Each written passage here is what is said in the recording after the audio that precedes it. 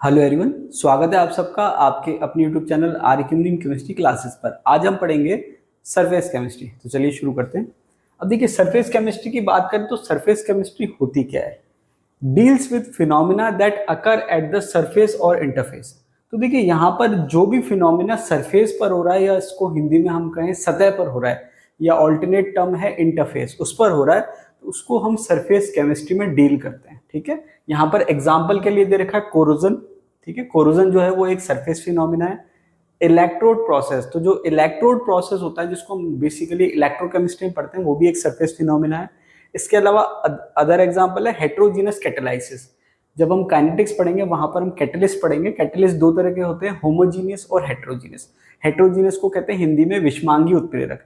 तो heterogeneous catalysis जो होते हैं उसमें आपके रिएक्टेंट और कैटलिस्ट, इसकी जो फिजिकल फेज होती है वो क्या होती है, डिफरेंट होती है। तो ये बेसिक एग्जांपल है। ठीक है, थ्योरेटिकल डेफिनेशन आप कह सकते हैं। उसके बाद जो इसमें टर्म्स आती है वो आती है सबसे पहले एड्सॉर्प्शन, जिसको हिंदी में कहते हैं अधिशोषण।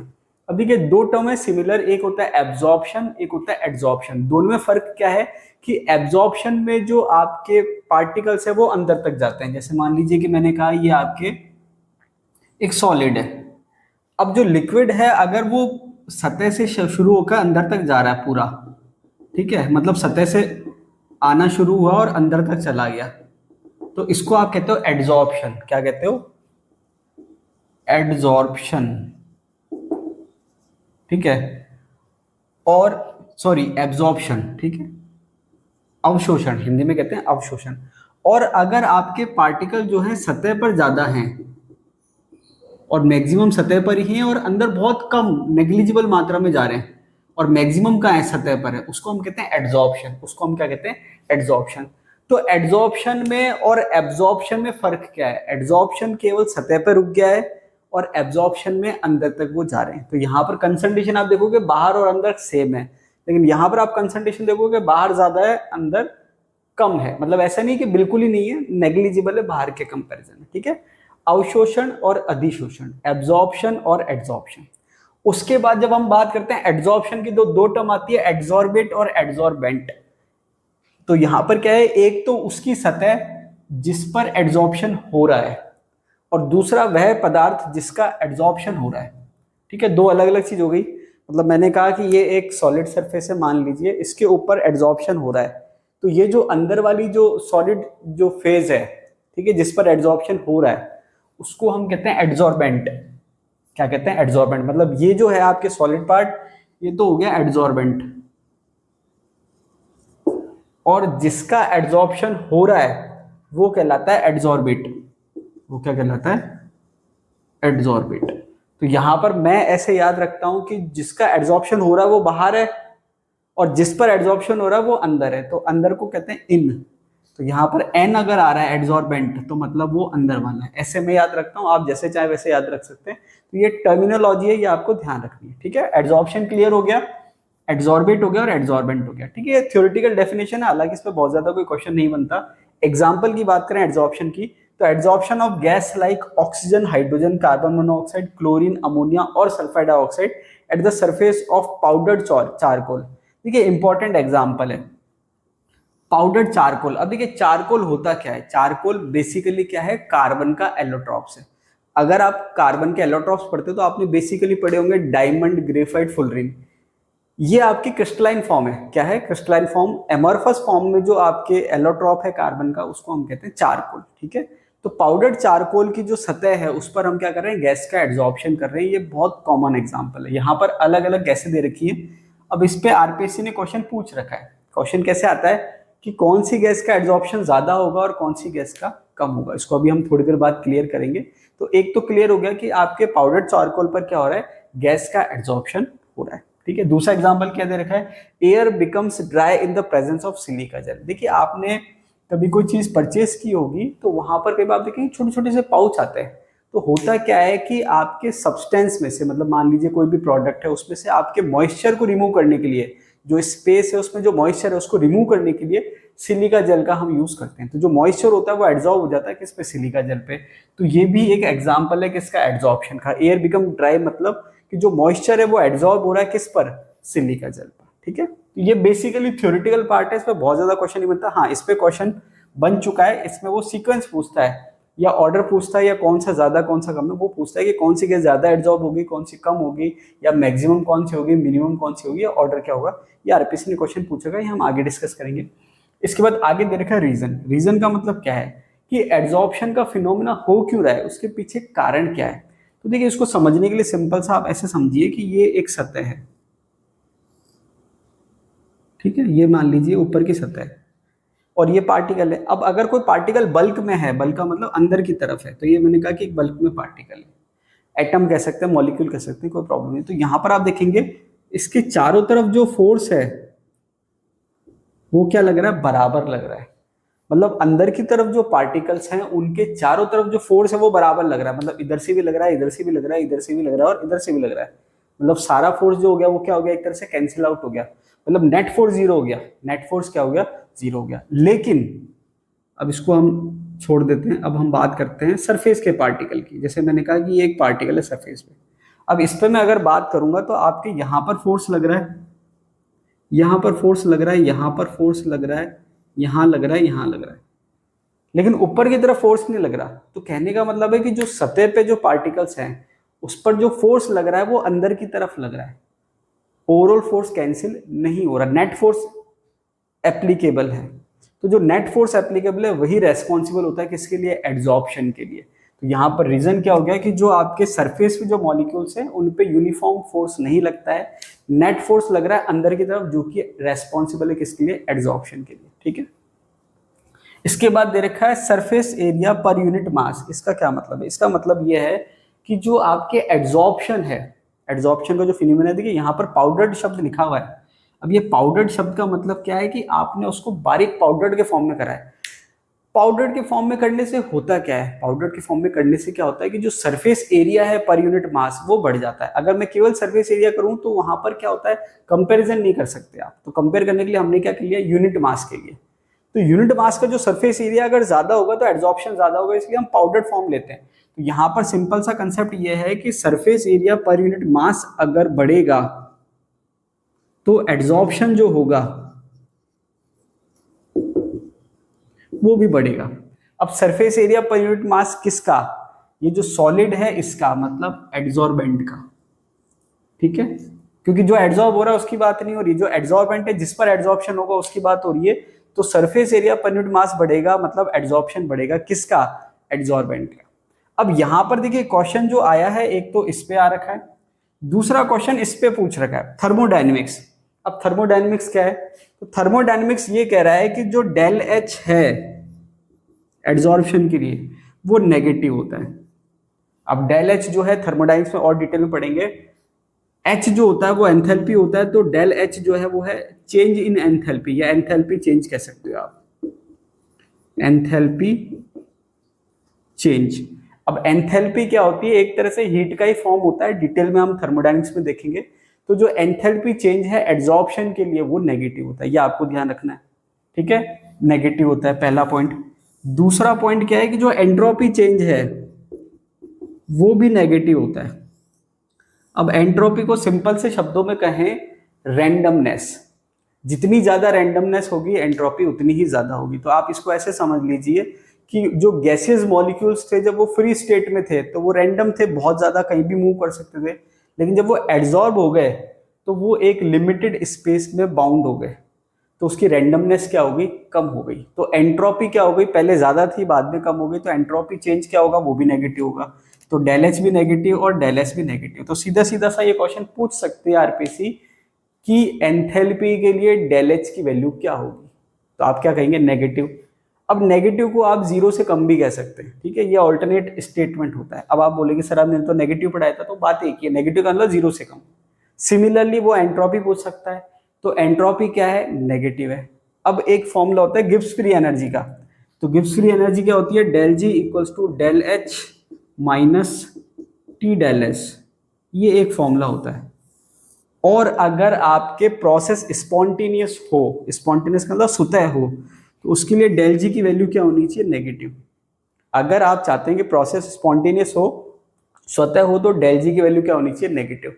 अब डेल जी की वैल्यू नेगेटिव कब आ सकती है, तो देखिए जो डेल एच है वो अपने आप में क्या है, नेगेटिव है, और डेल एस भी नेगेटिव है लेकिन ओवरऑल माइनस लगा हुआ है, तो ये जो पूरी टर्म है सेकंड वाली माइनस के साथ, ये ओवरऑल पूरी टर्म हो गई पॉजिटिव।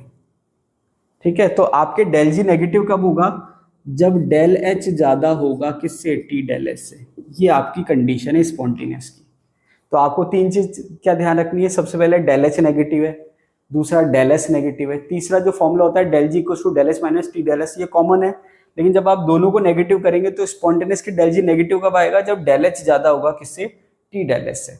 और यहाँ पर फिर इसके बेस पे आप कह सकते हो कि ये ज्यादा कब होगा, जब आपको टेम्परेचर क्या रखना है, कम रखना है। जब टेम्परेचर कम होगा तो ये क्या होगा, प्रोसेस स्पॉन्टेनियस होगा। इस पे आरपीएससी ने क्वेश्चन पूछ रखा है। आगे दे रखा है फिजिकल एंड केमिकल एड्जॉर्प्शन में डिफरेंस, दोनों में डिफरेंस क्या है। अब देखिए इसकी जो डिफरेंस है, जो स्टेटमेंट है, उस पे आरपीएससी ने क्वेश्चन पूछ रखे हैं। तो देख लेते हैं बेसिक डिफरेंस क्या है।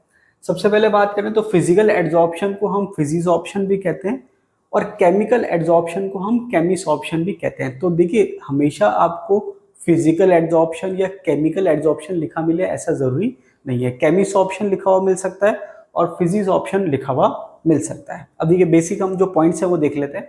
सबसे पहला पॉइंट है, it arises because of Van der Waals forces. तो फिजिकल एड्जॉर्प्शन जो है वो एक तरह से वीक आपके एड्जॉर्प्शन होता है, तो वहां पर आपके वीक फोर्स काम कर रहा है वंडरवॉल्स फोर्स। देखिए वंडरवॉल फोर्स जो है वो वीक इंटरेक्शन फोर्स होता है, वहां पर ट्रू बॉन्डिंग नहीं होती। इसी के कंपैरिजन में केमिस ऑप्शन में दे रखा है, it causes by chemical bond formation. तो देखिए केमिकल बॉन्ड जो होता है वो स्ट्रॉन्ग बॉन्ड होता है कंपेयर टू वंडरवॉल फोर्सेस, तो वहां पर आपके स्ट्रॉन्ग बॉन्डिंग है, यहाँ पर वीक बॉन्डिंग है। ठीक है, सेकेंड पॉइंट है, it is not specific in nature. अब क्योंकि वीक इंटरेक्शन है तो वहां पर कोई स्पेसिफिक नेचर नहीं है, लेकिन यहाँ पर क्योंकि केमिकल बॉन्ड फॉर्म हो रहा है तो यहाँ पर जो नेचर है वो क्या, हाईली स्पेसिफिक है। नेचर क्या है, हाईली स्पेसिफिक। दोनों में आपको डिफरेंस पता होना चाहिए, कंसेप्ट क्लियर होनी चाहिए, क्योंकि स्टेटमेंट पे जो क्वेश्चन आएगा, थ्योरेटिकल जो क्वेश्चन आएगा, वो आपके आराम से यहाँ पर पूछा जा सकता है। और आजकल आरपीएससी का एक पैटर्न है असर्शन और रीजनिंग, वहां पर भी ये इंपॉर्टेंट है। ठीक है, ध्यान रखना आपको। नेक्स्ट पॉइंट है, it is reversible in nature. क्योंकि वीक फोर्स वर्क कर रहा है तो आसानी से वीक इंटरेक्शन हो भी सकता है और आप अपोजिट फोर्स लगा के उसको रिमूव भी कर सकते हैं। लेकिन यहाँ पर क्योंकि ट्रू केमिकल बॉन्ड बन रहा है तो यहाँ पर ये क्या होता है, इरिवर्सिबल नेचर का होता है। नेक्स्ट, अब देखिए बिल्कुल बेसिक से रिवर्सिबल इरिवर्सिबल स्टेटमेंट आते हैं, कौन सा स्टेटमेंट सही है गलत है, तो कौन सा रिवर्सिबल है कौन सा इरिवर्सिबल है आपको याद होना चाहिए। ठीक है, नेक्स्ट दे रखा है, depends on the nature of gas, more easily liquefiable gases are absorb more rapidly. अभी देखिए थोड़ी देर पहले मैंने आपको एक एग्जांपल बताया था कि पाउडर्ड चारकोल की सरफेस पर एड्जॉर्प्शन हो रहा है गैसेस का, तो वो एक तरह से फिजिकल एड्जॉर्प्शन का पार्ट था क्योंकि काफी सारी गैसेस मेंशन थी। तो यहाँ पर ये क्या कर रहा है, depends on the nature of gas, gas की नेचर पे डिपेंड कर रहा है, नेचर की गैस पे डिपेंड करेगा फिजिकल एड्जॉर्प्शन। ठीक है, स्पेसिफिक नहीं है लेकिन थोड़ा बहुत डिपेंड कर रहा है, किस बेस पे, more easily liquefiable gases are absorb more rapidly. ये आपके कंसेप्ट पॉइंट है, की कंसेप्ट जो है वो ये है कि जो गैस आसानी से लिक्विफाइबल होगी उसका एब्जॉर्प्शन आसानी से होगा। जैसे मैंने आपको बताया था आरपीएससी क्या पूछती है कि सबसे आसानी से कौन सी गैस एब्जॉर्ब होगी, या सबसे ज्यादा कौन सी होगी, सबसे कम कौन सी होगी, या सीक्वेंस क्या होगा। तो उसके पीछे कंसेप्ट ये वाला है। कंसेप्ट क्या है, more easily liquefiable gases are absorb more rapidly. इसको अभी हम बाद में एक एग्जांपल से डिस्कस करेंगे, इसका ऑर्डर भी हम पढ़ेंगे। ठीक है, इसको बाद में थोड़ी देर देखते हैं। इसके बाद नेक्स्ट इसी के कंपैरिजन में क्या दे रखा है, depends on the nature of the gas. जो देखिए वो भी गैस के नेचर पे डिपेंड कर रहा है और ये भी गैस के नेचर पे डिपेंड कर रहा है, लेकिन डिपेंडेंस अलग अलग है। वहां पर डिपेंडेंस क्या है कि इजीली लिक्विफाइबल गैस होगी तो आर एब्जॉर्ब मोर रैपिडली। यहां पर डिपेंडेंस क्या है, gases which can react with the adsorbent show chemisorption, मतलब कौन सी गैस जो है वो केमिकल रिएक्शन शो कर सकती है। ठीक है, एड्सॉर्बेंट के साथ। ठीक है, gases which can react with the adsorbent show chemisorption, कौन सी गैस जो है वो आपके एड्सॉर्बेंट के साथ केमिकल रिएक्शन शो कर सकती है। चलिए नेक्स्ट पॉइंट दे रखा है, डेल एच इक्वल्स टू। अब देखिए ये वाला जो पॉइंट है, ये जो वैल्यू है, आप अगर अलग अलग बुक कंसिडर करेंगे तो आपको थोड़ा बहुत वेरिएशन मिलेगा। ठीक है, अब जैसे ये जो डेटा दे रखा है ये आपके एनसीईआरटी में भी दे रखा है। डेल एच की वैल्यू कितनी दे रखी है, 20 to 40 किलो जूल पर मोल। अब यहाँ पर अलग अलग रेफरेंस बुक्स की बात करेंगे तो अलग अलग थोड़ा सा वेरिएशन आपको मिल जाएगा, कि जैसे फॉर एग्जांपल अब पीएसपी की बात करेंगे, पूरी शर्मा पठानिया की बात करेंगे तो वहां पर दे रखा है 4 से 40। गुरदीप राज की बात करेंगे तो वो कह रहा है कि 40 से कम। आप अगर प्रदीप उठा के देखेंगे तो वो 20 से 40 कह रहा है। तो यहाँ पर राउंड ऑफ में हम ओवरऑल इसको 20 से 40 मान सकते हैं, या फिर आप 40 से कम मान सकते हो, ठीक है, कैसे भी आप याद कर सकते हो। तो ये चल जाएगा कि भाई 20 से 40 वैल्यू है, या 4 से 40 है, या 40 से कम है, जो भी आप चाहो याद कर सकते हो, ठीक है, 20 से 40 ठीक है। ये आपके लो है, मतलब एंथैल्पी चेंज जो है वो क्या है, आपके लो है। अब देखिए यहाँ पर साइन मेंशन नहीं, केवल मैग्नीट्यूड की बात हो रही है, क्योंकि हमने बात करी है डेल एच की वैल्यू नेगेटिव है।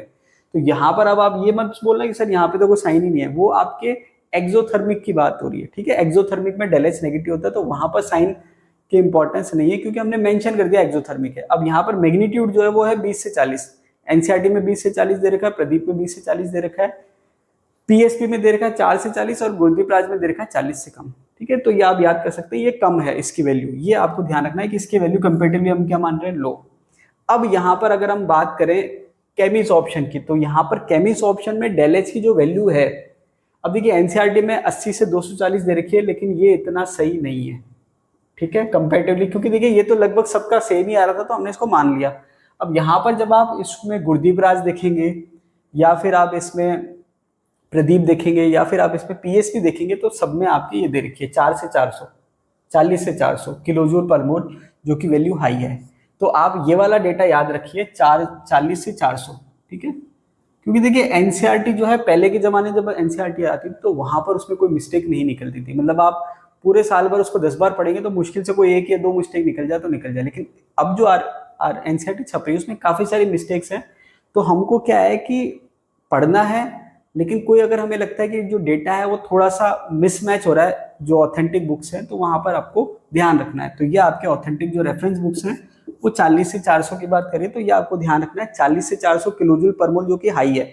ये बहुत इंपॉर्टेंट पॉइंट हो गया, क्योंकि ये डेटाबेस पॉइंट हो गया, क्योंकि बाकी तो क्या थियोरेटिकल कंसेप्ट है जो आप याद कर लोगे कि भाई रिवर्सिबल है, लेकिन जब डेटा की बात आएगी कि भाई डेल एच की वैल्यू कितनी है, तो वहां पर आपको याद रखना मुश्किल होगा, क्योंकि अलग अलग बुक थोड़ा थोड़ा अलग अलग बता रही है, लेकिन बेसिकली क्या है 40 से कम, और ये आपके 40 से 400, ये आपको ध्यान रखना है। तो इसको आप रहने देना, ठीक है, ये वाला डेटा रहने देना।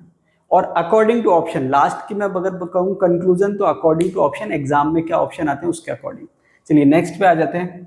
Low temperature is favourable. देखिए फिजिकल एड्सॉर्प्शन में लो टेम्परेचर फेवरेबल होता है, it decreases with increase of temperature, ये पॉइंट भी इंपॉर्टेंट है, ठीक है। लो टेम्परेचर फेवरेबल है फिजिकल एड्सॉर्प्शन में, क्योंकि वीक फोर्सेस काम कर रहे हैं। यहाँ पर क्या कह रहा है, हाई टेम्परेचर इज फेवरेबल, ये आपके हाई टेम्परेचर फेवरेबल है, it increases with the increase of temperature. तो ये पॉइंट भी अच्छा पॉइंट है जो कि डिफरेंस क्रिएट कर रहा है, तो ये आपको ध्यान रखना है। यहाँ पर लो टेम्परेचर फेवरेबल है, और जैसे आप टेम्परेचर बढ़ा रहे हो एड्सॉर्प्शन क्या हो रहा है, कम हो रहा है। यहाँ पर हाई टेम्परेचर फेवरेबल है, और जैसे आप टेम्परेचर बढ़ा रहे हो वैसे एड्सॉर्प्शन क्या हो रहा है, बढ़ रहा है। ध्यान रखना इंपॉर्टेंट पॉइंट है। नेक्स्ट है no appreciable activation energy is needed.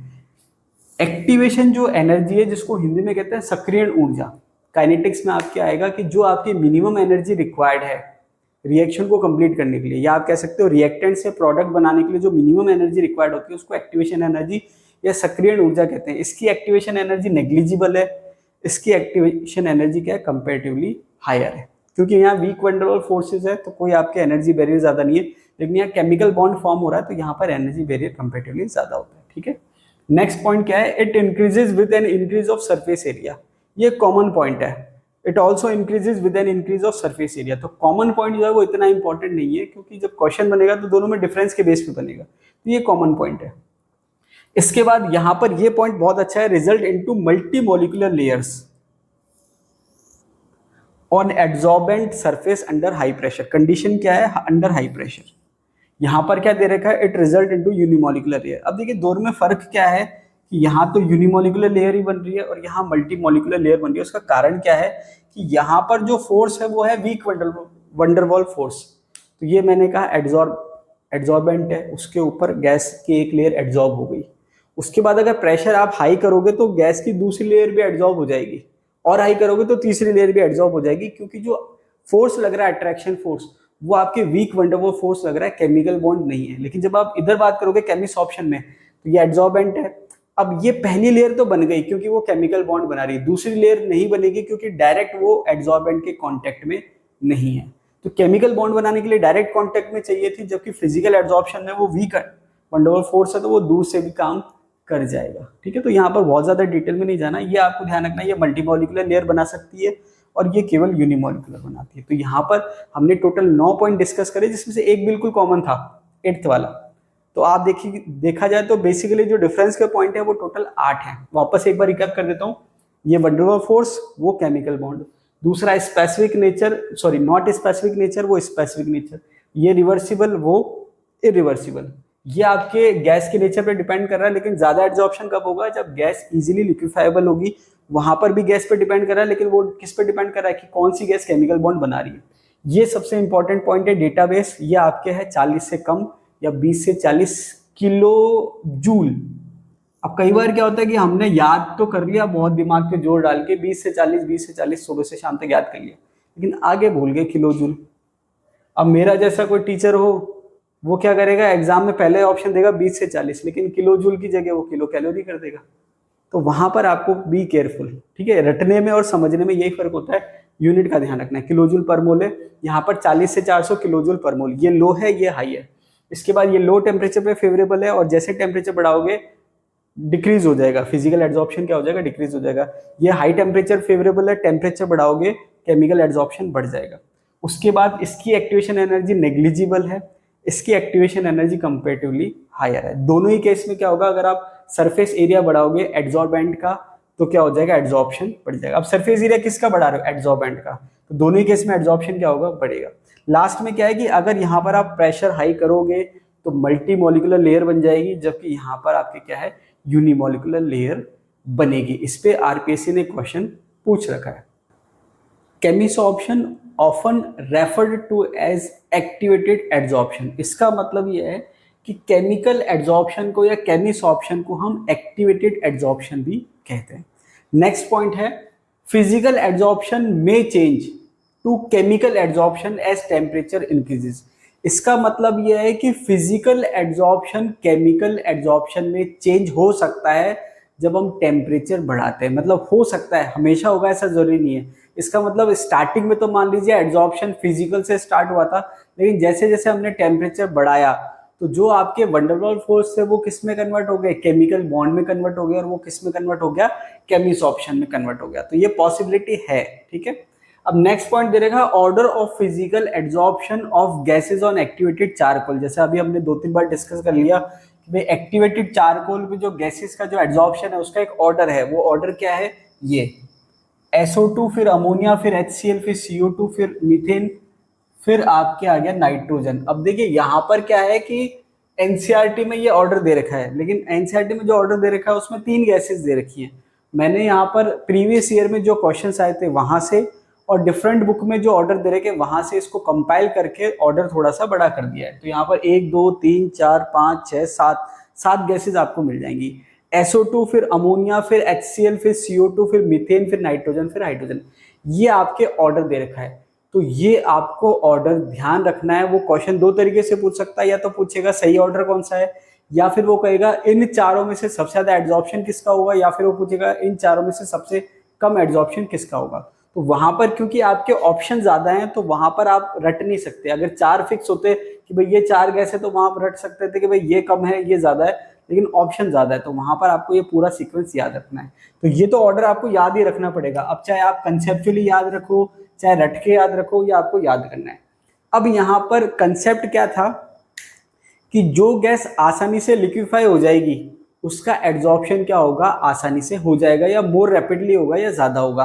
तो एक तो हम ये कह सकते हैं कि ये जो गैसेस का ऑर्डर है ये क्या है, उसके लिक्विफिकेशन का ऑर्डर है। मतलब इसका एड्सॉर्प्शन ज्यादा हो रहा है, मतलब ये गैस आसानी से लिक्विफाई हो रही है, उसके बाद ये, उसके बाद ये, उसके बाद और उसके बाद ये। अब यहाँ पर एक कंसेप्ट और है। क्या कंसेप्ट है, gases with high critical temperature are easily liquefiable. अब यहाँ पर देखिए ये क्या कह रहा है, ऑर्डर ऑफ फिजिकल एड्सॉर्प्शन। तो यहाँ पर ये ऑर्डर जो है, एक तो आपने ऑर्डर याद करा, अब जब क्वेश्चन पूछेंगे तो वहां पर अलग अलग पॉइंट के नाम से पूछ सकते हैं। क्या पूछ सकते हैं, ऑर्डर ऑफ फिजिकल एड्सॉर्प्शन ऐसे पूछ सकते हैं, या फिर वो पूछ सकता है order of liquefaction of gases, ऐसे पूछ सकता है। या फिर वो एक चीज और पूछ सकता है, ऑर्डर ऑफ क्रिटिकल टेम्परेचर। अब देखिए क्रिटिकल टेम्परेचर क्या होता है, उसका रोल क्या है। ये कह रहा है gases with high critical temperature are easily liquefiable, मतलब जिसका क्रिटिकल टेम्परेचर ज्यादा है वो इजिली लिक्विफाइबल है और उसका एब्जॉर्प्शन भी ज्यादा होगा, मतलब क्रिटिकल टेम्परेचर का ऑर्डर भी यही होगा। अब क्रिटिकल टेम्परेचर होता क्या है कि जब हम प्रेशर को बढ़ाते हैं तो गैस जो है वो क्या होती है, लिक्विफाई हो जाती है। गैस क्या होती है, लिक्विफाई हो जाती है। लेकिन एक कंडीशन है, कंडीशन क्या है कि एक पर्टिकुलर टेम्परेचर जो होना चाहिए, जैसे हम प्रेशर बढ़ा रहे हैं, मान लीजिए टेम्परेचर कांस्टेंट करके हम प्रेशर बढ़ा रहे हैं, तो गैस क्या हो रही है, लिक्विफाई हो रही है, मतलब गैस क्या हो रही है, लिक्विड में कन्वर्ट हो रही है। लेकिन कंडीशन क्या है कि टेम्परेचर जो है एक पर्टिकुलर टेम्परेचर के बराबर होना चाहिए या उससे कम होना चाहिए, तभी गैस लिक्विफाई हो सकती है। अगर आपने उससे ज्यादा टेम्परेचर कर दिया तो आप कितना ही प्रेशर बढ़ा लीजिए, गैस लिक्विफाई नहीं हो सकती। तो वहां पर वो जो टेम्परेचर है उसको हम कहते हैं क्रिटिकल टेम्परेचर। वो जो टेम्परेचर है उसको हम क्या कहते हैं, क्रिटिकल टेम्परेचर, मतलब वह टेम्परेचर जिसके ऊपर आप गैस को लिक्विफाई नहीं कर सकते। तो ये ऑर्डर जो है आपके फिजिकल एड्सॉर्प्शन का भी हो गया, गैस इजीली लिक्विफाई होती है उसका भी हो गया, और क्रिटिकल टेम्परेचर का भी हो गया।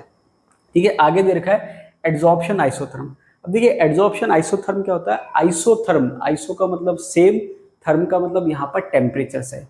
तो हम क्या करते हैं, देखिए क्या दे रखा है, variation in the amount of gas adsorb by the adsorbent with pressure at constant temperature. मतलब यहाँ पर हम क्या कर रहे हैं कि गैस का एड्सॉर्प्शन कितना हो रहा है पर यूनिट एड्सॉर्बेंट का मास। मतलब यहाँ पर हमने दो चीज ले रखे हैं, एक तो एड्सॉर्बेंट है, एक एड्सॉर्बेंट है, दोनों का हमने मास ले लिया। ठीक है, ये क्या कह रहा है, द अमाउंट ऑफ गैस। अब यहाँ पर अमाउंट जो है हम वेट के फॉर्म में लेंगे, ग्राम के फॉर्म में। Amount of gas adsorbed by the adsorbent with pressure, pressure को वेरी कर रहे हैं एट कांस्टेंट टेम्परेचर। तो हम क्या करें कि हम एक पर्टिकुलर टेम्परेचर ले रहे हैं और हम प्रेशर को वेरी कर रहे हैं, और प्रेशर को वेरी करने के बाद हम ये देख रहे हैं कि एड्सॉर्बेंट पे जो गैस एड्सॉर्ब हो रही है उसमें क्या रिलेशन आ रहा है। ठीक है, तो यहाँ पर ये ग्राफ दे रखे हैं, उसको हम क्या कह रहे हैं, एड्सॉर्प्शन आइसोथर्म। आइसोथर्म नाम क्यों पड़ा, क्योंकि हमने टेम्परेचर कांस्टेंट कर रखा है। क्या कर रखा है, टेम्परेचर कांस्टेंट।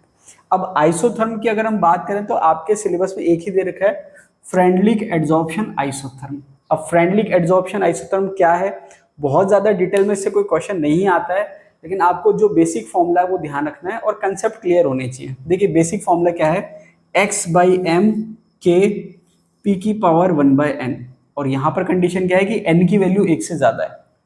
तो अब n की वैल्यू 1 से ज्यादा होगी तो 1/n की वैल्यू जो है वो क्या हो जाएगी, 1 से कम हो जाएगी। ठीक है, अब यहाँ पर x क्या है, mass of the gas adsorb, जो गैस है उसका मास एड्सॉर्ब, जो गैस एड्सॉर्ब हुई है उसका मास। ठीक है, एड्सॉर्बेट आप कह सकते हो।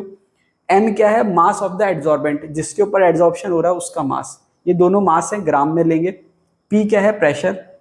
k एंड n, k और n क्या है, कांस्टेंट है that depend on the nature of the adsorbent and the gas at a particular temperature. अब यहाँ पर क्या है कि ये जो ग्राफ दे रखा है, ये ग्राफ क्या दे रखा है, एड्सॉर्प्शन का ग्राफ दे रखा है, प्रेशर है, यहाँ पर हम प्रेशर बढ़ा रहे हैं, ये x बाय एम है, और ये मैंने अलग अलग दे दिए। देखिए आइसोथर्म का मतलब एक ग्राफ जो है जिसपे टेम्परेचर फिक्स है, तो मैंने कहा ये वाला जो ग्राफ है इसमें टेम्परेचर फिक्स है। ठीक है, प्रेशर वेरी कर रहे हैं, दूसरा ग्राफ है अलग टेम्परेचर पे, तीसरा ग्राफ है अलग टेम्परेचर पे। अब जब यहाँ पर हम इसको कंपेयर कर रहे हैं तो दो तरीके से देख सकते हैं। हालांकि ये दूसरा तरीका बताने की जरूरत नहीं है, फिर भी बता देता हूं मैं आपको, क्योंकि हम आइसोथर्म की बात कर रहे हैं तो हम एक पर्टिकुलर टेम्परेचर पर स्टडी करना चाह रहे हैं। लेकिन फिर भी मैंने क्योंकि अलग अलग टेम्परेचर पे दे रखा तो मैंने आपको एक चीज नोटिस करवा दी कि भाई एक मैं पर्टिकुलर टेम्परेचर ले रहा हूँ, सॉरी प्रेशर ले रहा हूँ, ये वाला। अब इस प्रेशर पर जब मैं अलग अलग टेम्परेचर पे इसको स्टडी करूंगा तो मैं क्या देखूंगा कि जो कम टेम्परेचर था उसमें आपके एड्सॉर्प्शन की वैल्यू ज्यादा आ रही थी, ये वाली। ठीक है, और जैसे जैसे टेम्परेचर बढ़ रहा है एड्सॉर्प्शन की वैल्यू कम आ रही है।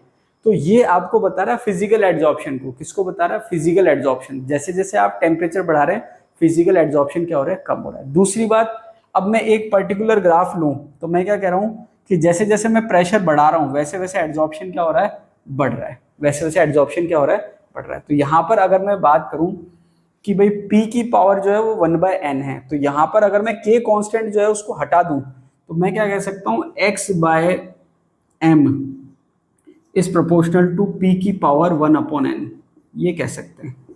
तो यहाँ पर क्या है कि 1/n की वैल्यू फिक्स नहीं है। हमने क्या कहा, n की वैल्यू 1 से ज्यादा है।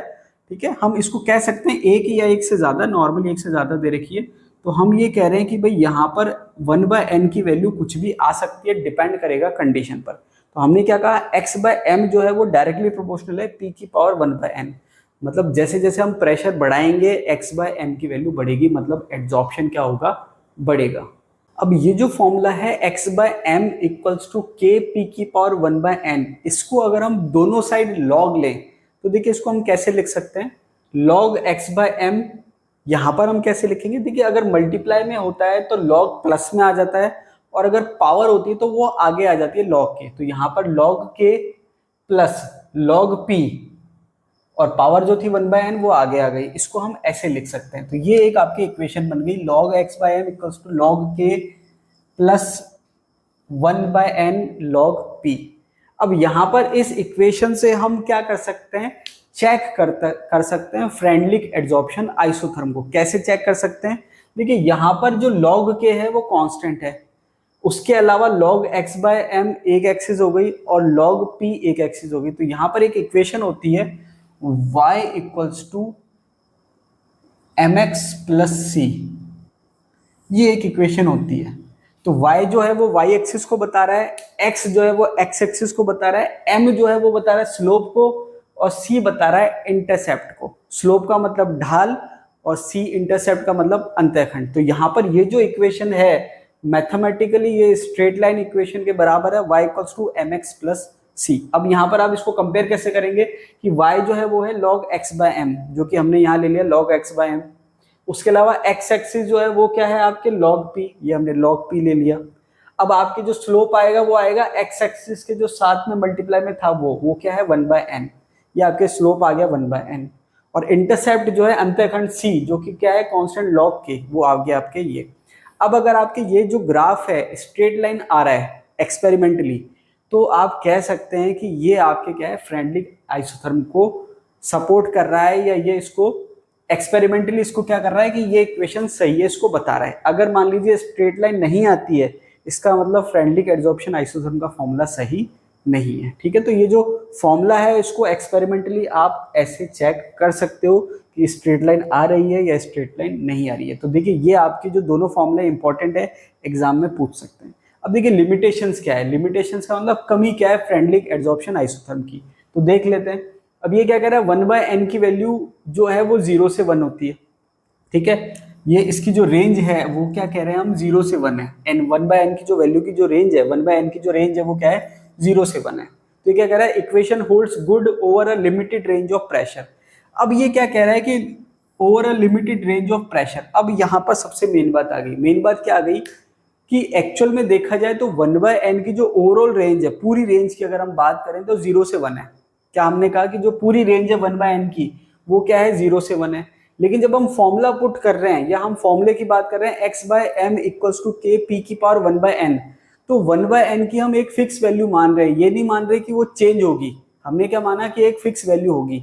तो इसका मतलब ये हुआ कि जब हम ये मान रहे हैं कि इसकी एक फिक्स वैल्यू है, तो वो एक लिमिटेड रेंज के लिए ही फॉलो हो रहा है, पूरी रेंज के लिए फॉलो नहीं हो रहा। ये इसकी एक कमी है। इसको अभी और हम समझते हैं।